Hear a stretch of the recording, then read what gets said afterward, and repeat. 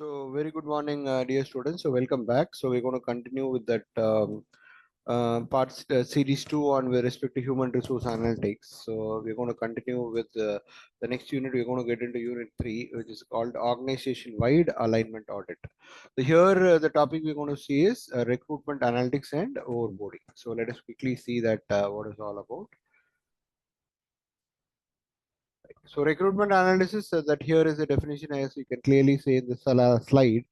So it is actually a combination of data and predictive analytics. So predictive analytics is nothing but you're going to predict something based on past historical data. And recruitment analytics is a combination of data first and predictive analysis, and which is actually going to provide you real-time information, which is going to help you hire faster. And some of the powerful recruiting analytics helps to explore every aspect of business and turn data into actionable insights. This is a very crucial part of any analytics. You're going to turn the data into actionable insights and make better recruiting decisions faster. So because today the hiring, always there is a scope of improvement with respect to this speed of hiring, okay, time to fill. There are a lot of metrics. So and predictive analytics in the recruitment is where you're actually going to use historical data to make predictions about the future hiring and activities, and as well as the candidates. And there is in with respect to recruitment, this is already a very core concept called application tracking strategy. It is there for quite some time. Now, an ATS is nothing but it is actually a system where it is actually able to gather various external inputs about the candidate from the CV, their cover letters, the assessments, and pre-screening, social, and so on. So this is actually a system which is actually containing a storehouse of a lot of details regarding a particular prospective candidate. And what are the principal recruitment activities is hiring process, quality enhancements, intelligent and efficient sourcing, faster and more effective targeting. These are some of the applicant tracking systems. It is like a GPS with respect to your monitoring. So applicant tracking system is so with respect to for recruitment. So these are some of the uses of applicant tracking system. And insights of predictive analytics and recruitment. Now, candidate sources, it gives you what are the sources where which is going to be very effective for your sourcing. For example, is it is social media, it is referrals or job boards and so on. And candidate screening, these data also you can get how long the process takes, for example, screen, because every point when you start measuring the data, that is where you're really applying analytics big time.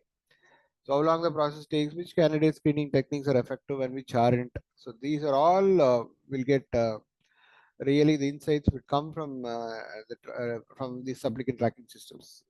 Lead times, how long does it take for an application to offer and what effect does it has on the drop rate? Because the longer you're going to take the time to make an offer, and the drop rate is definitely going to increase, and this will tell you how much. And future employee needs, and also what are the positions likely to be needed, what are they going to be vacant in the future, and what will be the hiring manager's needs. Everything is actually going to come here. And what are some of the benefits of analytics and recruitment is, one is actually it gives a very objective visibility into the effectiveness and value of your recruitment activities. And it also helps you to keep track of a high potential candidates, because that is very important. High potential candidates you have to keep continuously tracking, because you have to at some point of time you'll be needing them. And it also creates a very robust talent pool, so that what happens once there is a requirement, you can actually go back and start looking into that pool. And it also helps you unlock the potential and improve the processes. And it helps you to do proactive recruitment rather than reactive recruitment, to ensure that there is more timely hiring decisions. And it lets you predict which candidates will be high performers and which ones will be the bad hires. So that level of sophistication really has come in data today. And also the retention rates, how long a hire is going to stay in the company, and how likely the other candidates will leave.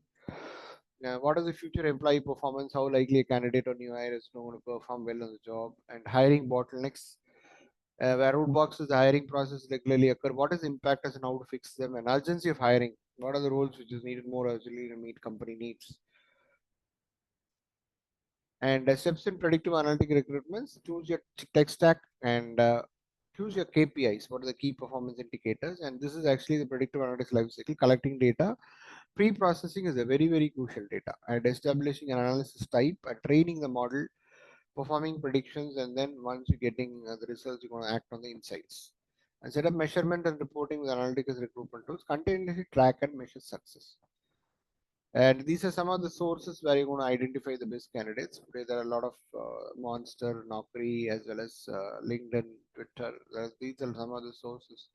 And this is a sample actually where the good candidates come from. So you can see a lot of actually are coming from LinkedIn and Monster and references. And these are some of the tools where actually you can actually improve your sourcing. And these are some of the profiles where actually you actually work on the data with respect to hiring.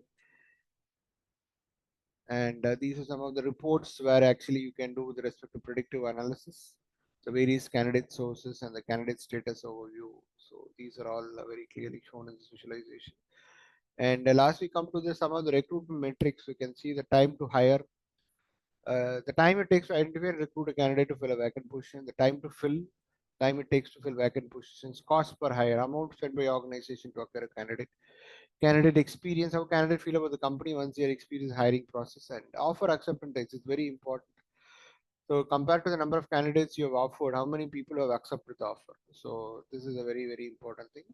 So thank you very much for the session, and I look forward to the next session very soon. Thank you.